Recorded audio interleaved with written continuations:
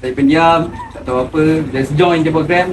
Tapi dekat Perak, saya belajar untuk berkomunikasi dengan orang luar. Sebelum tu saya perkenalkan diri saya lah sedikit biodata diri saya. Nama penuh saya Muhammad Ibrahim Abdul Aziz. Saya lahir di kampung Perda Pemanis 2 di Segamat Johor. Dan sekarang saya masa tahun 2020-2021 PKP. Kita kan ada PKP. Jadi benda tu drag perjalanan saya untuk habiskan emas seawal usia 17 tahun. Okay. Sebab masa tu daripada gangster saya dah mula daripada 14 tahun. Dan dah dapat gangster, kemudian saya sambung ke Perak pada usia 15 tahun.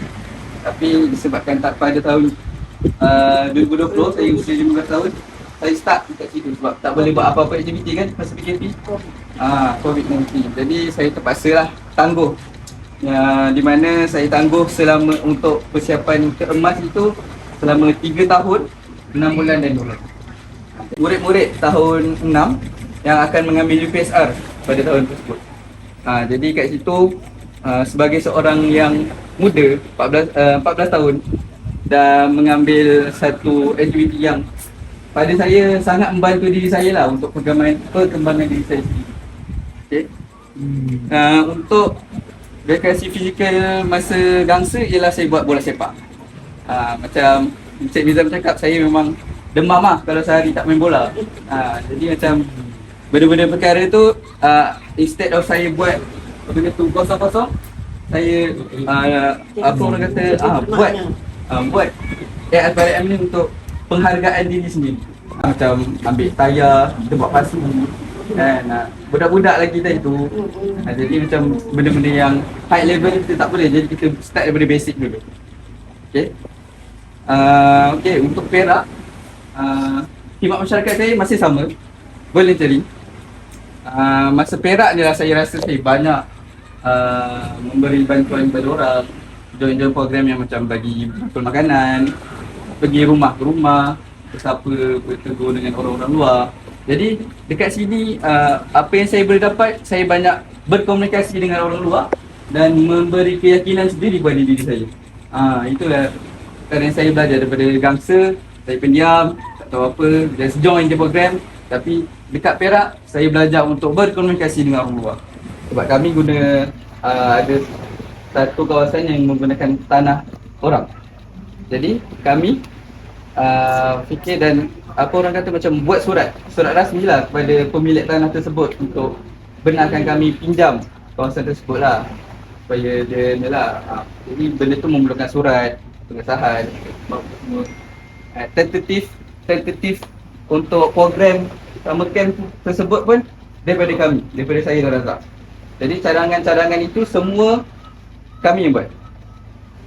Tentu summer camp ni melibatkan tiga lah tahap gangster, tahap Perak dan tahap emas. Jadi untuk peserta tahap emas, kami akan handle semua program flow dia apa. Kalau saya memang inilah menjadi camp commander lah masa summer camp tu. Jadi untuk peserta tahap Perak pula menjadi facilitator ataupun ketua kumpulan.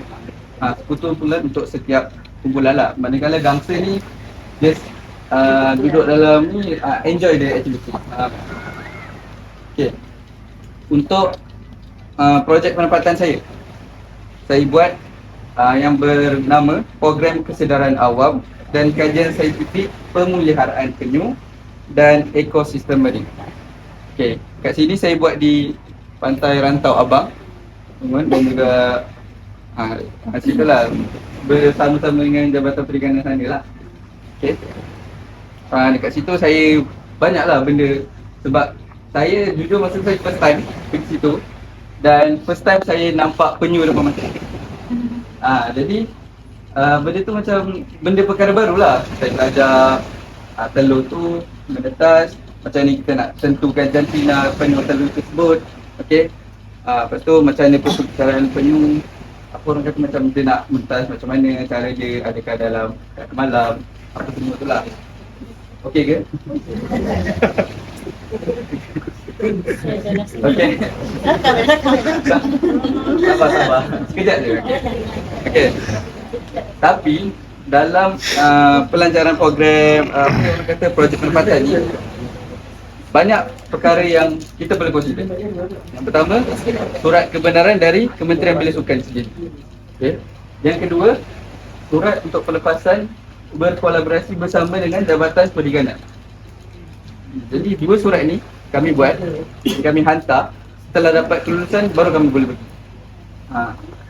Dan saya rasa perkara paling mencabar dalam projek penempatan ni ialah mencari dana. Sebab dana tu daripada kita sendiri kan untuk buat apa-apa. Tapi alhamdulillah lah, macam rezeki-rezeki yang Encik Mizam buat, kami dapat senior-senior yang sangat support apa yang kami buat. Jadi daripada senior-senior alumni ARPRM kami lah, kami dapat banyak bantuan. Kalau derma, banyaklah juga amount dia, alhamdulillah lah. Kalau kami berjaya lah dapat kumpulan 3-4 ribu untuk begitu sajalah. Tuan-tuan tahu bantuan Kasih Johor yang baru diedarkan, saya pun terlibat dalam program tersebut. Okay. Saya rasa tak banyak kemungkinan saya. Sebab sepatutnya ada slide, jadi saya boleh tunjuk banyak-banyak sedia saya lah kan. Percayaan saya yang saya sepatutnya tunjuk, tapi disebabkan tak ada slide, jadi saya cerita pengalaman saya lah sepanjang 5 tahun saya siapkan. Untuk memimpin anugerah ni, saya dapat masa tahun yang sama saya dapat emas.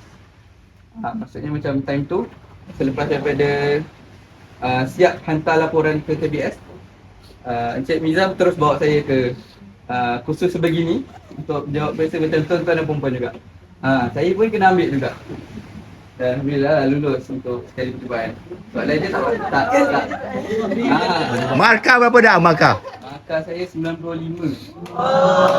Ada je ramai dapat 100. Ya, ada yang dapat 100. Okay. Ini main-main je. Saya memang tak belajar tu. Saya tolak je tepi semua slide. Saya duduk tengok, okey. So sebenarnya jangan risaulah, tak ada dia, insya-Allah akan senang. Okey. Saya rasa itu saja dah daripada saya. Harap perkongsian saya ni dapat membantu tuan-tuan perempuan untuk melaksanakan ARPM ni dengan jaya, insya-Allah. Amin. Sekian, terima kasih.